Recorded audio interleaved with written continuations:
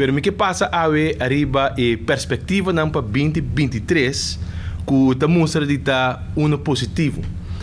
De como de business aqui está sobre que nós está premiando que para 2023 a Aruba está de uma posição nova, uma posição muito mais forte, serando 2022. Nós também abrimos 2023, onde o governo está dando back 7,6% né, ambtenaren, assim, completando o 2,6% com o acordo passado de crise, solidariedade com o acordo do NA, de parte ambtenaren durante a temporada de crise, aqui banda também, nosso parlamento também entregar 25%, e nós esperamos que a ambtenaren na 2023 lo por vai